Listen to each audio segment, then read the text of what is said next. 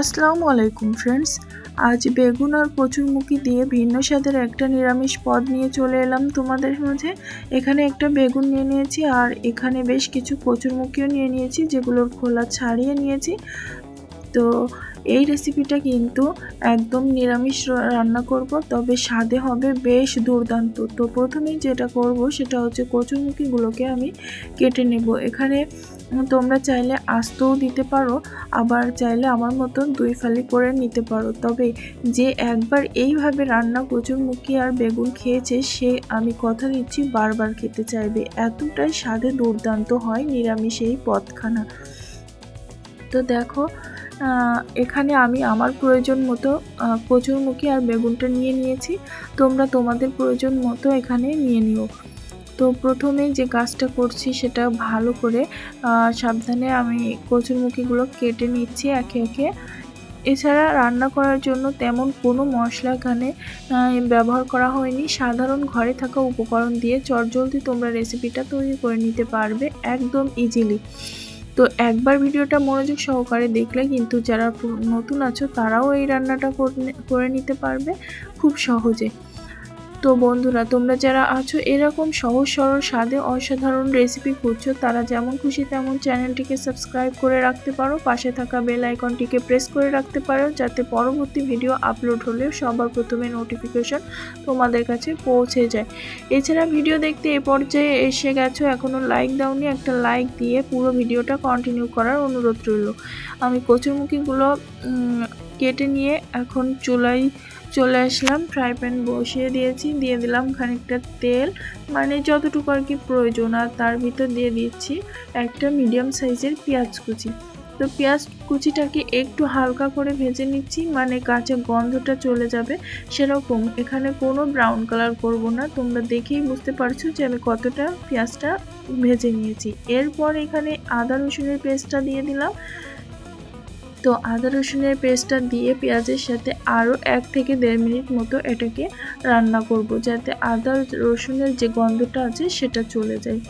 রেসিপিটা কিন্তু খুবই স্বাদের হতে চলেছে, তবে তোমরা স্টেপ বাই স্টেপ ফলো করে যদি রান্নাটা করো, সত্যি বলছি বন্ধুরা, এতটাই স্বাদের হয়। তোমরা যখন বাসায় এইভাবে তৈরি করবে তখনই বুঝতে পারবে এর টেস্টটা। যাই হোক, এখন আমি সে মশলার ভিতরে কেটে রাখা যে কচুরমুখী সেগুলো দিয়ে দিলাম। তো কচুরমুখীগুলো দিয়ে একটু মশলার সাথে কষিয়ে নিচ্ছি ভালোভাবে।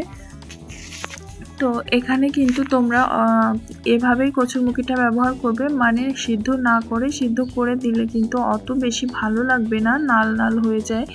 তো তাই জন্য তোমরা এইভাবে কিন্তু কেটে দেবে।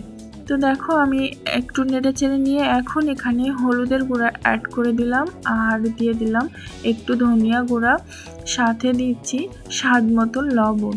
এই হচ্ছে মশলা কিন্তু বন্ধুরা। এখন এর সাথে আমি মাখিয়ে নিচ্ছি, মাখিয়ে মানে একটু কষিয়ে নেব আর কি মশলাটা দেওয়ার পরে। তো কষিয়ে নেওয়ার মধ্যেই বেশি একটা সময় নিতে হবে না, এই 1-1.5 মিনিট মতো এটাকে কষিয়ে নিলেই হবে। এখন এখানে আমি দিয়ে দিচ্ছি কাঁচামরিচ। পুরোটাই আমি কাঁচামরিচে রান্না করব, এই কারণে এখানে আমি কাঁচামরিচটা ব্যবহার করেছি। রান্নাটা একটু কাঁচামরিচ বেশি করে দিলে কিন্তু বেশ স্বাদ আসে নিরামিষ তরকারিতে। তো আজকের রান্নাটাও সেরকমই, তোমরা একটু ঝালটা টান করে দেবে, নিরামিষ রান্না যেহেতু। তো দেখো, নেড়ে চেড়ে নিয়েছি, এখন নিচ থেকে একটু লেগে লেগে যাচ্ছে। তো এই পর্যায়ে এখানে আমি পানিটা ব্যবহার করছি, আর পানিটা কিন্তু একবারেই ব্যবহার করতে হবে, এখানে কষানোর কোনো প্রয়োজন নেই। একবারেই পানিটা বেশি করে দিয়ে দেবে, যাতে কচুরমুখীটাও সিদ্ধ হয়ে যায়, এছাড়া বেগুনটাও সিদ্ধ হয়ে যায়। তো দেখো, আমি কিন্তু এখানে এতখানি পানিটাই দিয়েছি, এতেই আমার রান্নাটা হয়ে যাবে। তো রান্নাতে বেশি একটা ঝোল থাকবে না। এদিকে ঢাকা দিয়ে মানে ঢেকে দিয়েছি আর কি, আর অন্য পাশে বেগুনটাকে কেটে নেব। তো দেখো, বেগুনটাকে কেটে নিচ্ছি। তবে বেগুনটা কিন্তু কিভাবে কাটলে সেটা ইম্পর্টেন্ট নয়, তবে যতটা সম্ভব পাতলা করে দেওয়ার চেষ্টা করো, কেননা বেগুনটা কিন্তু রান্না করতে করতে বেশ ভালো করে গলিয়ে নিতে হবে। আজকের রান্নাটাই কিন্তু বেগুনটা আস্তে আস্তে থাকলে চলবে না। তো দেখো এই যে আমি আমার যেমন সুবিধা তেমন করেই বেগুনটাকে কেটে নিচ্ছি। তোমরাও তোমাদের পছন্দ মতো সাইজ করে এখানে কেটে নিও, তাহলেই হবে। তবে তোমরা যদি চাও বেগুনগুলো আস্তে আস্তে থাকবে তাহলে একটু সাইজ করে কেটে দিও, যাতে দেখতে সুবিধা হয়। যেহেতু আমি বেগুনগুলো আস্ত রাখবো না, তাই আমি যেমন তেমন কেটে নিচ্ছি।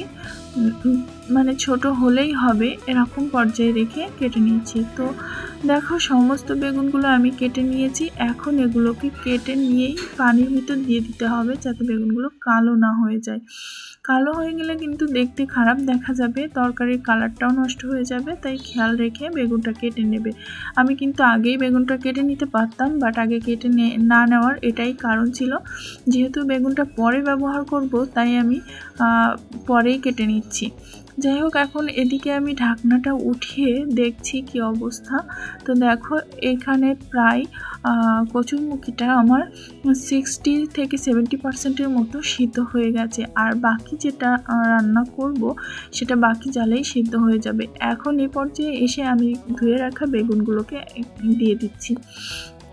তো বেগুনটা তোমরা কিন্তু এখনই দেবে, একসাথে কষাতে যাবে না।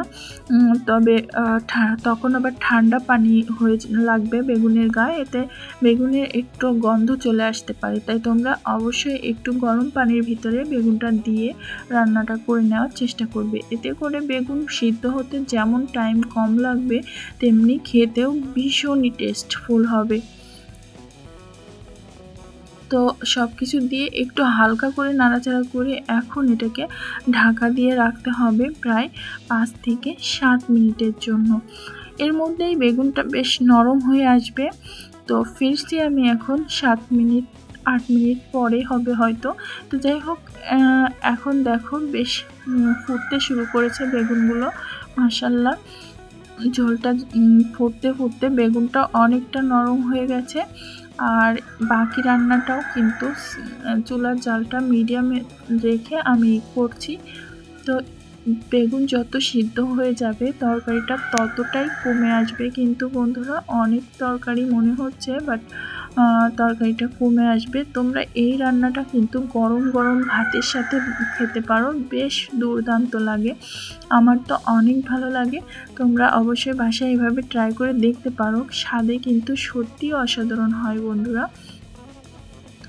তো দেখো আমি বেশ নেড়ে চেড়ে নিচ্ছি। আর আমার মতে তোমরা বেগুনটাকে এখানে আস্ত না রাখারই চেষ্টা করবে, বেগুনটাকে ঝোলের সাথে মিশিয়ে দেবে। এতে করে খুব সুন্দর একটা গ্রেভি আসবে, আর খেতেও মাশাআল্লাহ অনেক দারুণ একটা সেন্টও বের হবে। তো আবারও আমি কিছু সময়ের জন্য এটাকে ঢাকা দিয়ে রেখেছিলাম। আর দেখো এবার কিন্তু বেগুনটা পারফেক্টলি সিদ্ধ হয়ে গেছে, একেবারে গলে গেছে। আর সাথে কচুরমুখিও দেখো, এখানে ঝোলটা কিন্তু অল্প আছে। তো আমি এই যে এইভাবে বেগুনগুলোকে আরও গলিয়ে গ্রেভির সাথে বেশ ভালোভাবে মিক্সড করে দিচ্ছি। তো আমার এই রেসিপি দেখে অবশ্যই বন্ধুরা তোমরা বাসায় একবার হলেও ট্রাই করতে পারো, আর স্বাদে কেমন হয়েছে আমাকে কমেন্ট করে জানাতে পারো। সত্যি আমার কাছে তো অনেক বেশি পছন্দ হয় এই রান্নাটা, তোমাদের কাছেও আশা করছি ভালো লাগবে।